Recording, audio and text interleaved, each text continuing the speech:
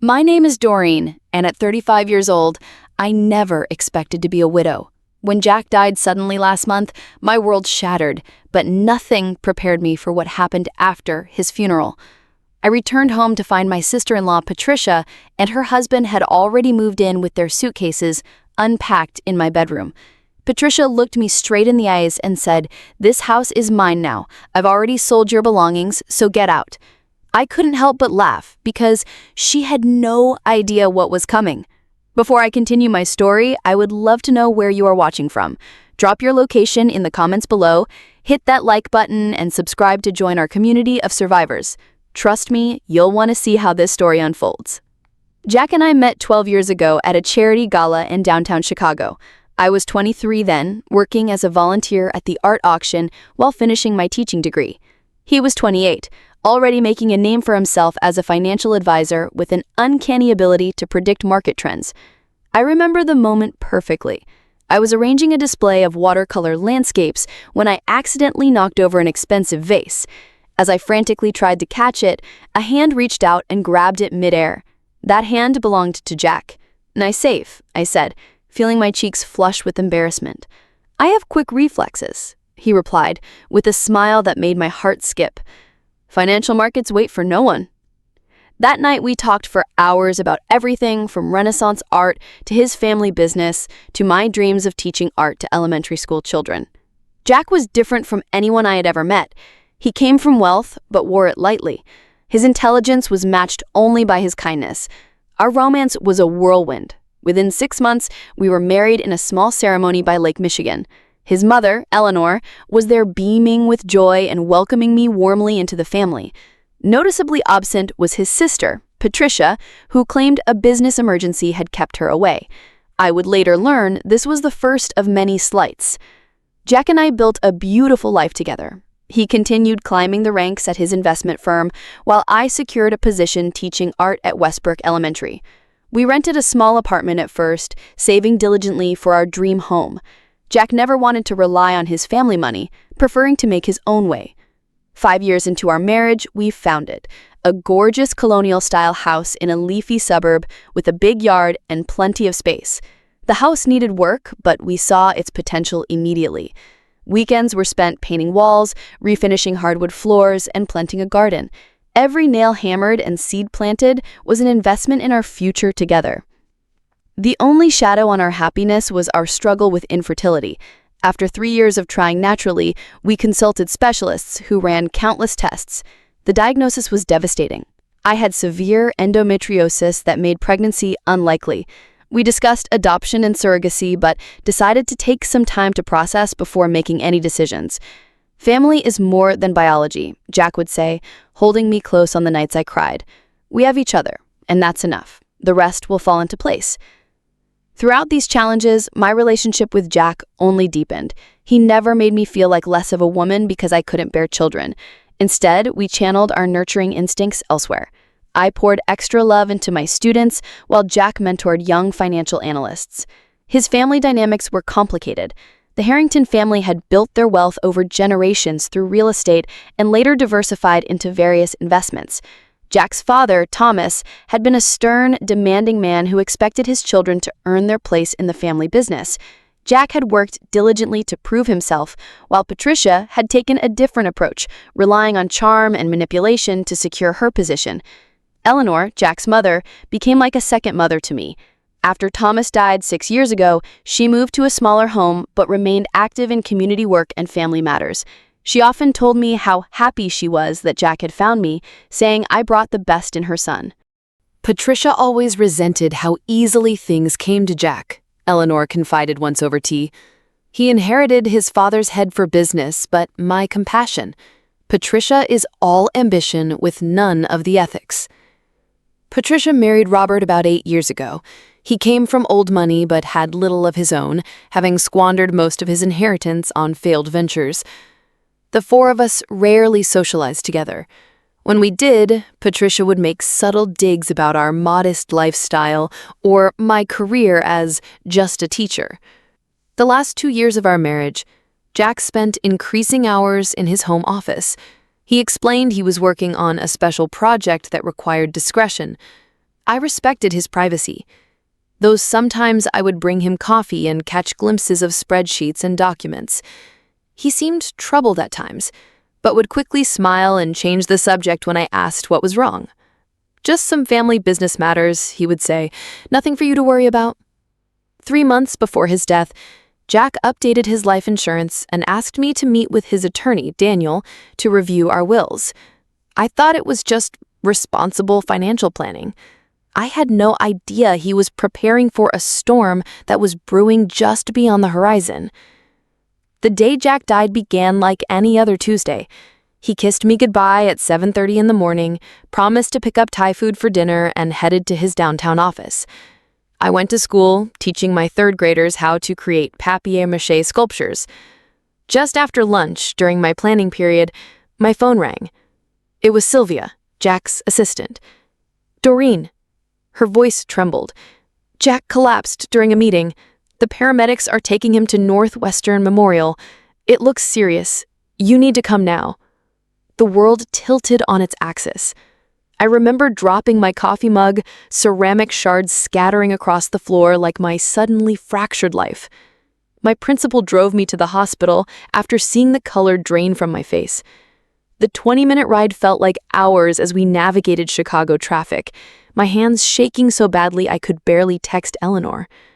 When I arrived at the emergency room, I knew immediately from the doctor's expression. Jack had suffered a massive heart attack. Despite their best efforts, he was gone. At 40 years old, my husband had simply ceased to exist. There was likely an undiagnosed congenital heart condition, the doctor explained gently. Sometimes these things show no symptoms until it's too late. I collapsed into a chair, unable to process the words. Jack had mentioned chest pain occasionally over the past year, but we both dismissed it as stress or indigestion. He was young, fit, careful with his diet. Heart attacks happen to older men, not vibrant 40-year-olds with their whole lives ahead of them. Eleanor arrived 30 minutes later, her face ashen with grief. We held each other, two women united in loving the same man. She had already lost a husband and now her son. The injustice of it seemed too great to bear. Patricia and Robert appeared an hour after that. While Eleanor and I were still sobbing in each other's arms, Patricia immediately asked to see Jack's personal effects. Her eyes were dry, her demeanor businesslike. "I need his keys and phone," she announced to the nurse. "As his sister, I have responsibilities to the family." I was too distraught to argue as she collected Jack's belongings, including his expensive watch and wallet. She made a show of comforting Eleanor, but barely acknowledged me, except to ask if I had contacted Jack's attorney yet. "Daniel called me already. He mentioned urgent matters, but I can't think about that right now. My husband just died." Patricia's eyes narrowed slightly. "What matters did he specify?" "No," I replied, "and I can't talk about this now. My husband just died." The next 3 days passed in a blur of grief and surreal administrative tasks. Death certificates, funeral arrangements, obituary wording. I moved through it all like a ghost, sleeping in fits and starts, only eating when Eleanor insisted. My best friend Vanessa came to stay with me, handling calls and visitors when I couldn't face them. Patricia suddenly appointed herself funeral director, overriding my wishes at every turn. The simple, intimate service I wanted became an elaborate affair with business associates I barely knew. She insisted on an open casket despite my objections, selected flowers Jack would have hated, and even changed the music selections. "The Harrington family has traditions," she said dismissively when I protested. "Jack would want things done properly." Daniel called twice more, his tone increasingly urgent, but I deferred the conversation until after the funeral.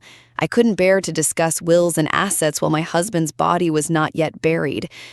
The funeral itself was a blur of black clothes and pitying glances. I stood at the graveside, my legs threatening to buckle as they lowered Jack's casket into the ground. Eleanor held my hand on one side, Vanessa on the other. Patricia stood across from us, her expression unreadable as she tossed a white rose onto the casket. Later, at the reception at Eleanor's house, I overheard Patricia talking to Robert. "Once the will is read, things will be put right," she said. "The house should revert to family ownership now that Jack has no heirs." I walked away, unable to process what she meant. All I wanted was to return home, to curl up in the bed Jack and I had shared, to smell his pillow while I still could. After the funeral reception, I was emotionally and physically exhausted. Vanessa offered to stay another night, but I insisted I needed some time alone in my home to process everything. She reluctantly agreed, making me promise to call if I needed anything. I drove home in a daze, pulling into our driveway just as the sun was setting. The first sign something was wrong was the unfamiliar luxury SUV parked in my spot. Then I noticed the living room lights were on, though I had definitely turned everything off that morning. With growing unease, I unlocked the front door and stepped inside. The furniture had been rearranged. Jack's favorite leather armchair was gone, replaced by an ornate antique I recognized from Patricia's house. Family photos had been removed from the mantel, and the air smelled of unfamiliar perfume. "Finally decided to show up, did you?" Patricia's voice came from the kitchen doorway. She stood there holding a glass of wine, my wine, from the collection Jack and I had built together. "What are you doing in my house?" I asked, too shocked to be angry yet. "Correction, the Harrington family house," she said smoothly. "Robert and I have moved in." As if on cue, Robert appeared from upstairs, looking uncomfortable but determined. "Doreen, we thought you might appreciate some time away from here. Too many memories." "You thought wrong," I said, finding my voice. "This is my home. Please leave." Patricia laughed, a cold sound without humor. "I'm afraid that's not happening. This property belongs to the Harrington family trust now that Jack is gone without children. Surely he explained this to you." "That's ridiculous," I said. "We bought this house together. My name is on the deed." "A technicality," she waved dismissively. "Dad always intended the family properties to remain with blood Harringtons. Jack knew this." I walked further into the house, noticing more changes. My artwork was missing from the walls. The antique sideboard Jack had refurbished for our anniversary was gone. "Where are my things?" I demanded. "I've already sold some of the less significant pieces," she said casually. "The rest are in storage until you arrange to collect them. I kept the list here somewhere." She riffled through a drawer that had once held our takeout menus. "You sold my possessions?" I could hardly believe what I was hearing. "The less valuable ones, yes. The art pieces and antiques belong to the family anyway." She handed me a hastily scribbled list. My grandmother's china marked as donated, wedding gifts labeled sold, family photos described as discarded. "This is illegal," I said. "You can't just move in and sell my things." Patricia's expression hardened. "Look at this." She pulled out a yellow document from her handbag. "This is Dad's original will from 20 years ago. It clearly states that all family properties return to the trust if a Harrington dies without issue." I glanced at the document. It was indeed Thomas Harrington's will, but it obviously had been superseded by newer documents after his death 6 years ago. "This is meaningless," I said. "Your father's estate was settled years ago. This house was purchased after his death with our money. Money Jack earned working for the family business, money that was rightfully part of his inheritance." Robert cleared his comfortably uncomfortably. "Perhaps we should discuss this with the lawyers present." "There is nothing to discuss," Patricia snapped. "Doreen was just leaving. Weren't you, Doreen?" I stood my ground. "This is insane. I'm not going anywhere." Patricia's face transformed into something ugly. "Let me make this clear. You failed at the one thing Jack needed from you. You couldn't give him children. You have no claim to the legacy Harrington. This house and everything in it belongs to the family now." Her cruelty took my breath away. 5 years of pain over our infertility struggles thrown in my face on the day I buried my husband. "How dare you?" I whispered. "The truth hurts, doesn't it? Jack confided in me how disappointed he was. Why do you think he spent so much time at the office? He was avoiding coming home to you." Tears burned my eyes, but I refused to let them fall. "You're lying." Am I? Then why did he never change the old family will? He knew what would happen when he died. She stepped closer. You have until tomorrow to pack a suitcase. Anything you leave behind will be considered abandoned property. Robert at least had the decency to look ashamed. We can store your things temporarily, Doreen, until you find somewhere else. This is my house, I shouted, finally losing my composure. You can't just take it. Patricia signaled to someone I hadn't noticed. A man in a security uniform stepped from the shadows of the dining room. This is Frank. He'll escort you out if necessary. I've already filed a legal claim with the family attorney. Until it's resolved, we have as much right to be here as you do. Outmatched and overwhelmed, I retreated to the master bedroom to collect some essentials, only to find Patricia and Robert had already claimed it. My clothes were stuffed in garbage bags in the guest room. My jewelry box had been emptied except for the few costume pieces I owned. Even Jack's wedding ring, which the hospital had returned to me, was missing from my purse. As I hastily packed a suitcase, my phone rang. It was Eleanor, sobbing. Doreen, Patricia has banned me from visiting Jack's grave. She says, as executor, she controls all access to family plots. She changed the cemetery gate code. My own son and I can't even bring him flowers. Eleanor, listen to me, I said, trying to stay calm for her sake. Patricia has lost her mind. She and Robert have moved into my house and claim it belongs to them now. They've sold or stored most of my possessions. Oh my God, Eleanor gasped. I was afraid of this. Jack warned me she might try something, but this is beyond what even he imagined. Jack knew? I asked, confused. Not now, dear, not on the phone. Where will you go? To Vanessa's? I guess just temporarily until I figure this out. Good. Stay safe. I'll call Daniel first thing tomorrow. As I dragged my suitcase down the stairs, Patricia watched with satisfaction. One more thing, she said. I'll need your house keys. I stared at her in disbelief. You're stealing my home and you expect me to hand over my keys? It's not stealing when it's rightfully ours, she replied coldly. The keys, please. I dropped them on the floor at her feet and walked out of my own front door, not knowing if I would ever return. Vanessa was horrified when I arrived at her apartment with one suitcase and a story that sounded too bizarre to be true. She poured me a strong drink and called her brother, who happened to be a police officer. Unfortunately, this is a civil matter, he explained after hearing my story. Since her name is on documents, even outdated ones, and she's a family member, the police can't simply remove her. You'll need an emergency court order. I spent a restless night on Vanessa's sofa bed, alternating between tears and fury. First thing in the morning, I called Daniel Woods, Jack's attorney. His response was immediate. I've been trying to reach you, he said urgently. Jack left specific instructions in case anything happened to him. Can you come to my office right away? An hour later, I sat across from Daniel in his downtown office. He was in his 60s, with kind eyes behind wire-rimmed glasses and a reputation for meticulous attention to detail. Jack had trusted him implicitly. First, let me express my deepest condolences. Jack was not just a client, but a friend. Thank you, I said automatically. Daniel, Patricia has taken over my house. She claims it belongs to the family trust now that Jack is gone. Daniel frowned.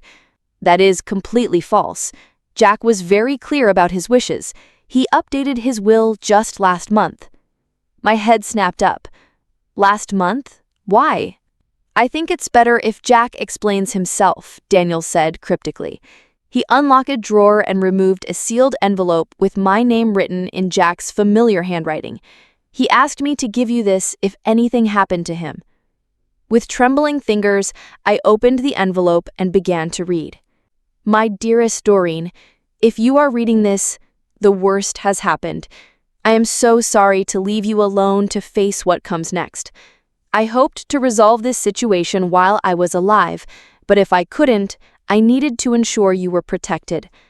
For the past year, I had been investigating financial irregularities in the family business. What I discovered shocked me. Patricia had been systematically embezzling from the company for at least 10 years, possibly longer. Millions of dollars diverted through shell companies, falsified invoices, manipulated accounts. When I confronted her 3 months ago, she threatened to destroy you if I exposed her. I had been gathering evidence to present to the board and law enforcement, but I needed to make sure you were safe first. In my office, behind the painting of Lake Michigan, there is a wall safe. The combination is our anniversary date.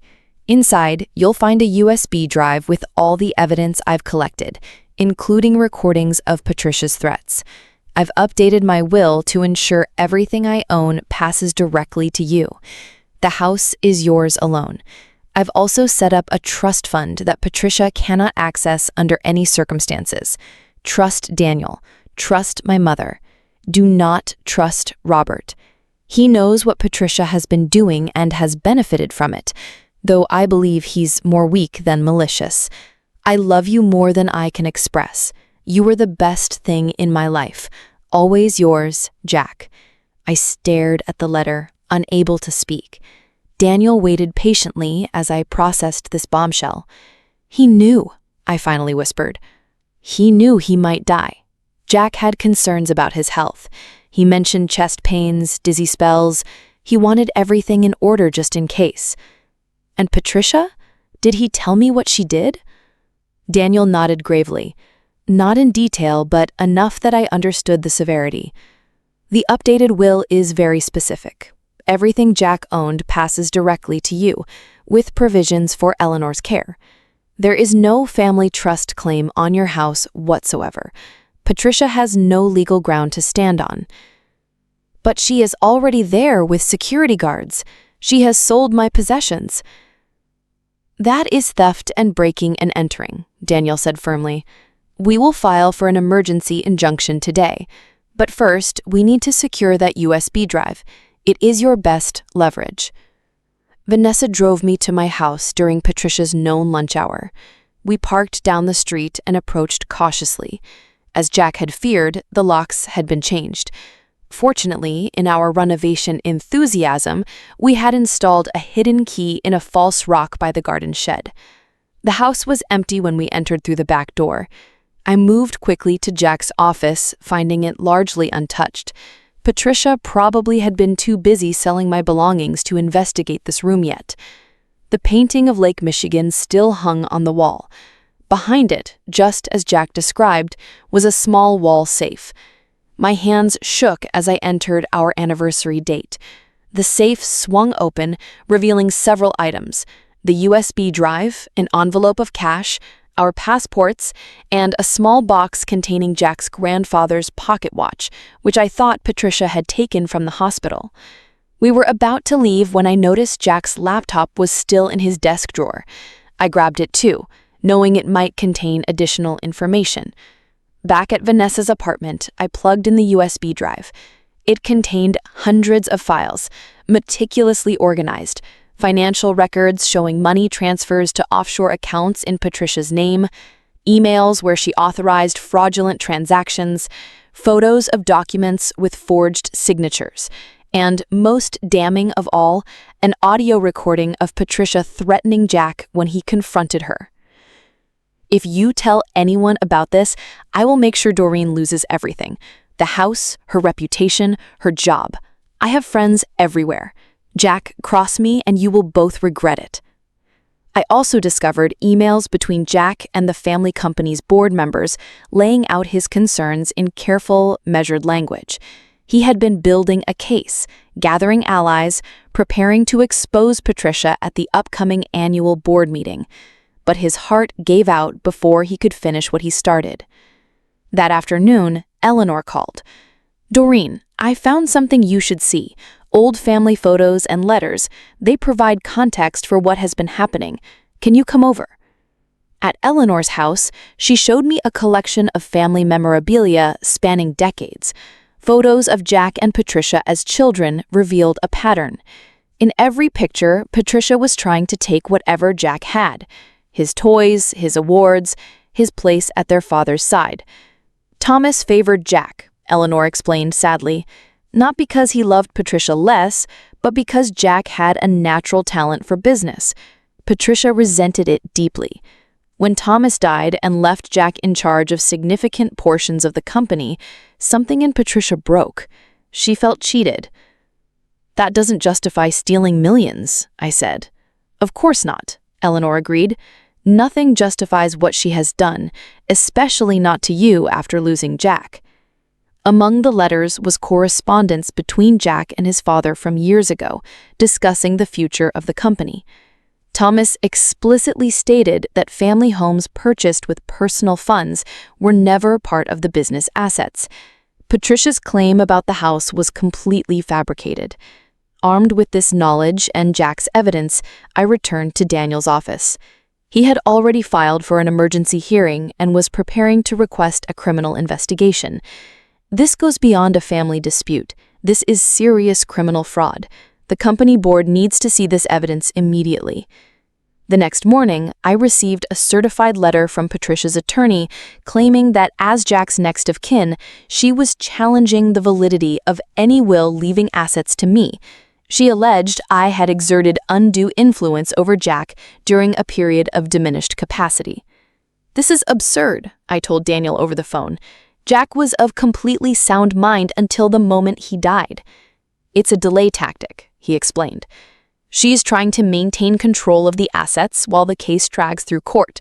Meanwhile, she can continue liquidating what she can get her hands on." That same day, I discovered Patricia had changed the locks on our safe deposit box and emptied it of valuable jewelry that had belonged to my mother. When I confronted the bank manager, he apologetically showed me paperwork with what appeared to be my signature, authorizing Patricia as a co-signatory. The signature was clearly forged. My phone began ringing with calls from friends and distant relatives, all asking strange questions.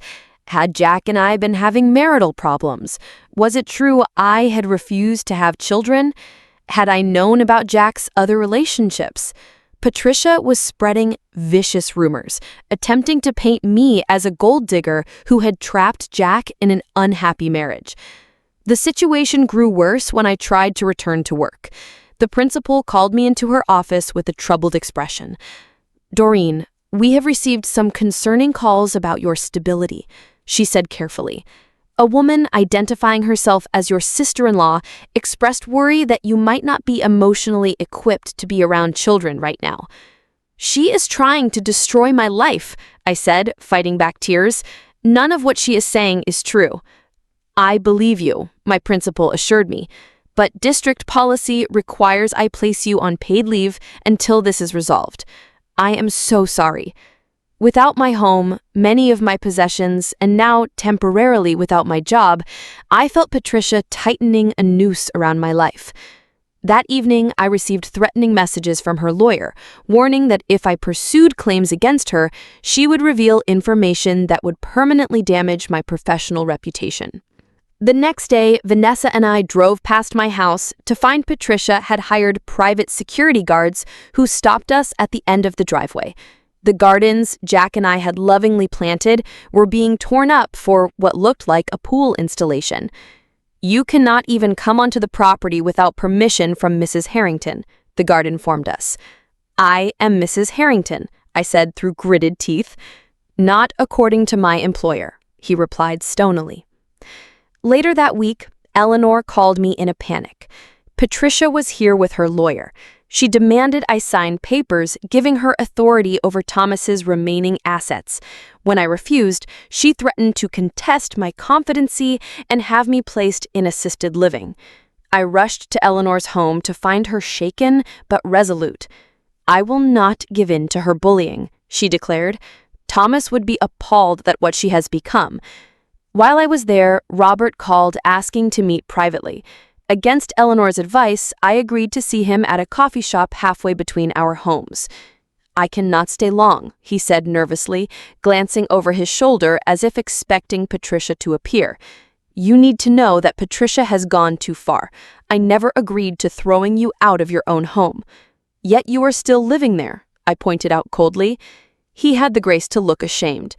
I am trying to mitigate the damage. She wanted to throw away all your personal mementos. I have been secretly storing things I know must be important to you. Why are you telling me this now? Because she is forging documents, not just signatures on bank forms. She is creating backdated company records, fake board minutes, even a fraudulent codicil to Jack's old will. She has someone inside the records office helping her.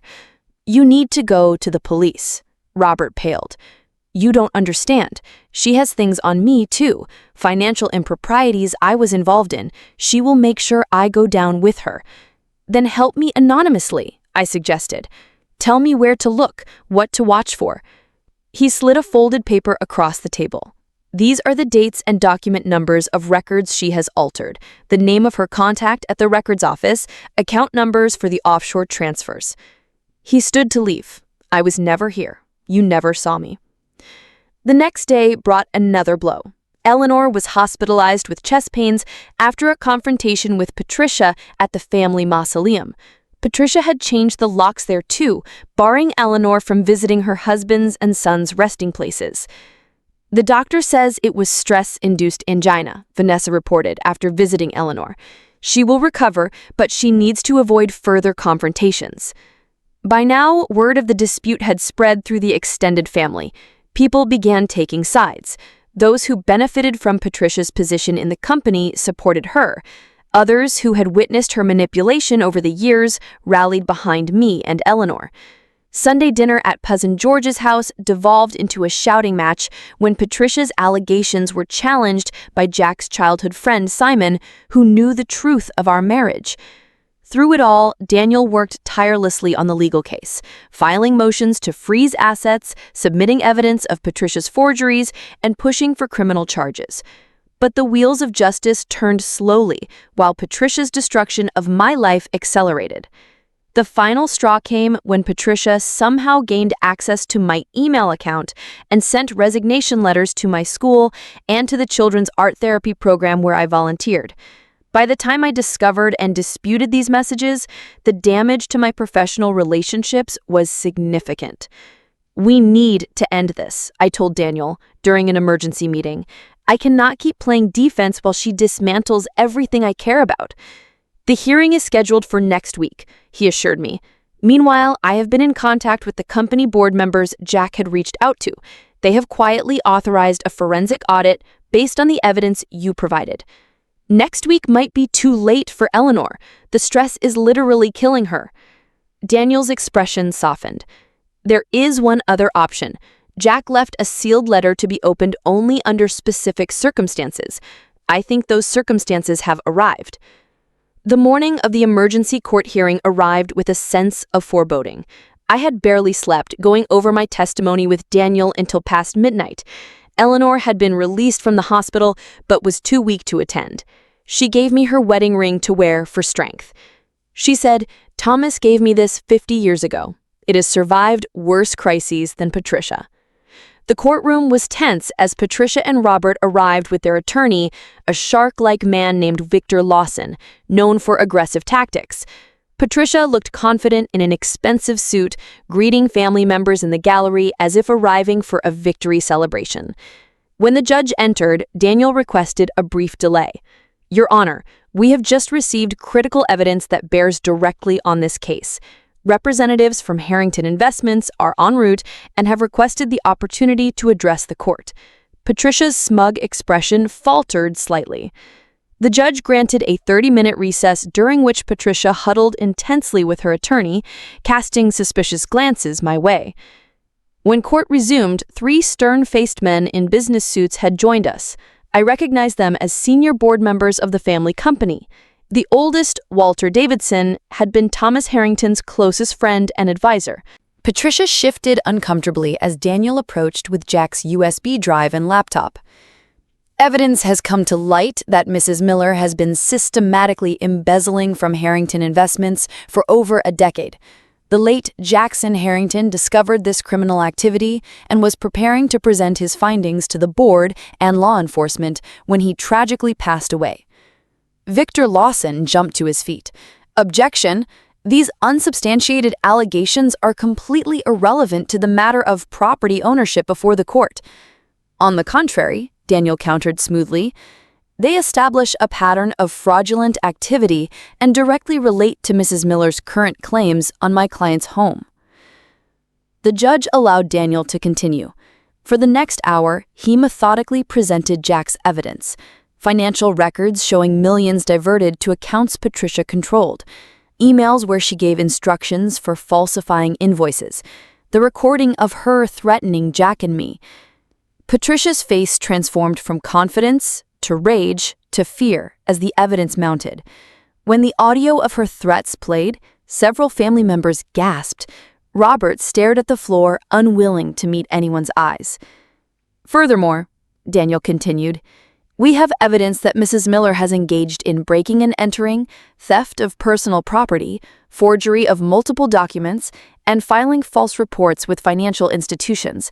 She has sold property belonging to my client, barred family members from visiting grave sites, and engaged in slander and defamation to damage Mrs. Doreen Harrington's personal and professional reputation. Victor Lawson tried repeatedly to object, but the evidence was overwhelming.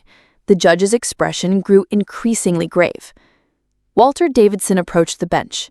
Your Honor, on behalf of Harrington Investments, I can confirm that our preliminary internal audit has corroborated these allegations. We have already frozen all company accounts Mrs. Miller had access to and are cooperating with federal authorities on a full investigation. Patricia finally broke. This is a conspiracy, she shouted, rising from her seat. Jack was trying to push me out. He always got everything. The company, father's approval, mother's love. That house should have been mine. Mrs. Miller, control yourself, the judge warned. The house was purchased with funds my client and her husband earned. It was never company property or part of any family trust. I have here the original deed and mortgage documents showing it was acquired years after Thomas Harrington's death, with no connection to family assets. The judge examined the documents carefully. These appear to be in order. Mrs. Miller, do you have documentation supporting your claim to this property? Patricia's attorney whispered urgently in her ear, but she pushed him away. My father always intended family properties to stay with blood Harringtons. She cannot have children. She has no right to our legacy.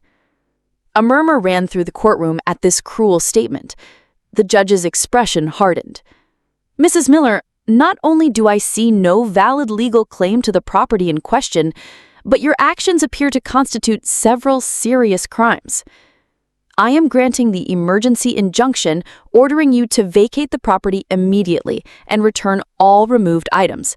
Furthermore, I am issuing a restraining order prohibiting you from contacting Mrs. Harrington or entering the property under any circumstances. Patricia's face contorted with rage. This is not over, she hissed at me. Actually, it is, came a voice from the back of the courtroom. 2 police officers entered, accompanied by a woman in a dark suit who displayed an FBI badge. Patricia Miller, the FBI agent announced, you are under arrest for wire fraud, embezzlement, and financial crimes across state lines. You have the right to remain silent. As Patricia was being handcuffed, her attorney tried to intervene. The FBI agent simply handed him a warrant. We have a search warrant for her residence and office. Additional charges may be forthcoming. Patricia's final glare at me as she was led away held a lifetime of bitterness and rage. Robert remained seated, his head in his hands. As the courtroom cleared, Walter Davidson approached me. Doreen, Jack spoke highly of you. He was building a case against Patricia for months. The board resisted investigating his claims, initially not wanting to believe a Harrington could betray the family this way. When he died, we feared the evidence died with him. He made sure it didn't, I said softly, clutching Jack's letter in my pocket. The company owes you a debt of gratitude, Walter continued. Just make sure Eleanor is taken care of. She's suffered enough. Outside the courthouse, Robert approached hesitantly. Doreen, I want you to know I had no idea how far Patricia would go. The things she said about you and Jack were lies. Your marriage was what ours should have been. You stood by while she threw me out of my own home, I reminded him. I know. I'm filing for divorce tomorrow. I've already moved my things out of your house. He handed me a key. The security guards have been dismissed. I saved what I could of your personal items. I took the key without thanks. Whatever sympathy I might have felt for Robert was overshadowed by his cowardice when it mattered most. As Vanessa drove me home, I felt a complex mixture of vindication, grief, and exhaustion. The house came into view, and for the first time since Jack's death, I felt a small sense of peace. This was our home, and I was finally returning to it. The weeks following Patricia's arrest were a whirlwind of legal proceedings and damage control. She faced multiple federal charges for the embezzlement scheme, with additional state charges for the break-ins, theft, and forgery. Despite her attorney's efforts to secure bail, the judge deemed her a flight risk due to the overseas accounts and her demonstrated disregard for the law. Robert filed for divorce and cooperated with prosecutors in exchange for leniency. His testimony revealed the extent of Patricia's crimes stretched back further than even Jack had discovered. While Robert would face consequences for his role, his cooperation significantly reduced his potential sentence. Reclaiming my home was both healing and heartbreaking. Many of my possessions were gone, forever sold to unwitting buyers across the country. The gardens had been partially destroyed, and Patricia had painted several rooms in garish colors out of spite. But the structure itself, the home Jack and I had lovingly created, remained intact. Eleanor moved into the guest house on my property after her doctor advised against her living alone. Her presence was a comfort to us both. Together, we sorted through Jack's belongings, sharing stories and tears as we decided what to keep, donate, or store. Jack always said you were his anchor, Eleanor told me, one evening as we sorted through photo albums. When Thomas died, Jack struggled with the responsibilities suddenly thrust upon him. Then he would come home to you and remember what truly mattered. The financial aftermath was complicated, but ultimately resolved in my favor. Jack's life insurance policy provided substantial security. The company board, eager to make amends for not taking Jack's concerns seriously enough, ensured I received the full value of Jack's company shares and pension. With Daniel's help, I established the Jack Harrington Foundation, dedicated to providing legal assistance to widows facing property disputes and financial fraud. The foundation quickly gained support from Jack's former colleagues and clients who respected his integrity.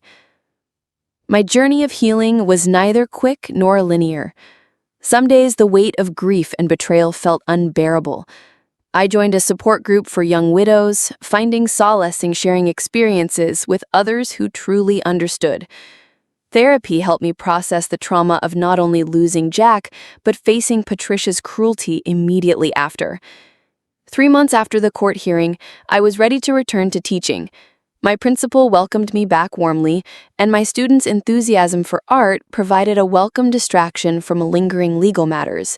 Creating beauty alongside children who saw the world with such open hearts proved profoundly therapeutic.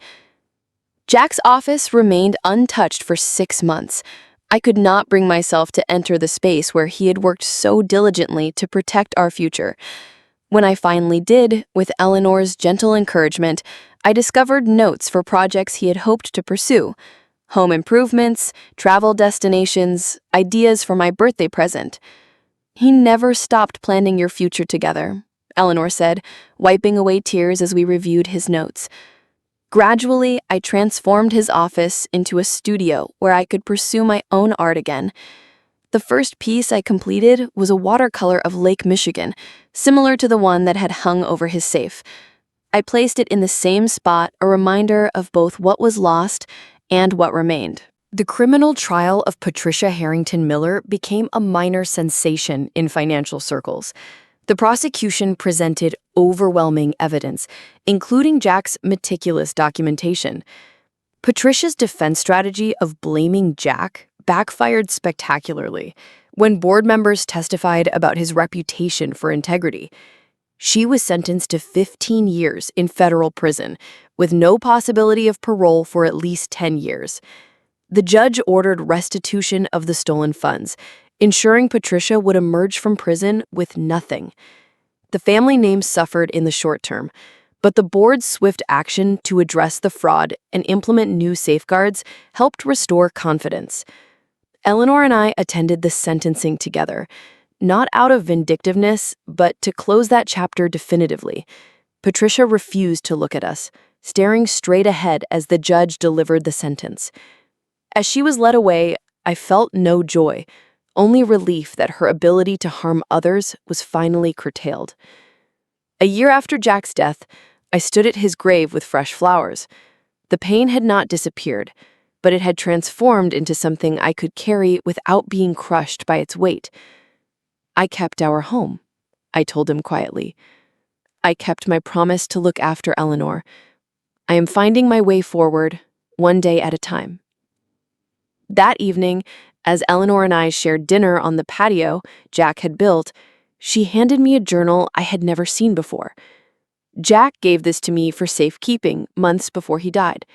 He asked me to give it to you when the time felt right. I think now is that time. The journal contained Jack's private thoughts about our marriage, his hopes for our future, and reflections on what truly mattered in life. The final entry, dated just days before his death, read, "If love is measured by how it transforms us, then what Doreen and I share is immeasurable. She has made me better in ways I never imagined possible. Whatever comes next, that love remains my greatest achievement and legacy." Those words became my touchstone in the years that followed. I eventually renovated the house, not to erase Jack's presence, but to honor our shared vision while creating space for my evolving life. Eleanor remained my closest family, the mother I had lost young and found again through Jack. The foundation grew, helping dozens of women navigate situations similar to what I had faced. Each success story felt like transforming pain into purpose, exactly as Jack would have wanted. 5 years after losing Jack, I stood at his grave with fresh flowers. The pain had not disappeared, but it had transformed into something I could carry without being crushed by its weight. I kept our home, I told him quietly. I kept my promise to look after Eleanor. I am finding my way forward, one day at a time. That evening, as Eleanor and I shared dinner on the patio Jack had built, she handed me a journal I had never seen before. Jack gave this to me for safekeeping months before he died. He asked me to give it to you when the time felt right. I think now is that time. The journal contained Jack's private thoughts about our marriage, his hopes for our future, and reflections on what truly mattered in life. The final entry, dated just days before his death, read, "If love is measured by how it transforms us, then what Doreen and I share is immeasurable. She has made me better in ways I never imagined possible. Whatever comes next, that love remains my greatest achievement and legacy." Those words became my touchstone in the years that followed. I eventually renovated the house, not to erase Jack's presence, but to honor our shared vision while creating space for my evolving life. Eleanor remained my closest family, the mother I had lost young and found again through Jack. The foundation grew, helping dozens of women navigate situations similar to what I had faced. Each success story felt like transforming pain into purpose, exactly as Jack would have wanted. 5 years after losing Jack, I stood at his grave with fresh flowers. The pain had not disappeared, but it had transformed into something I could carry without being crushed by its weight.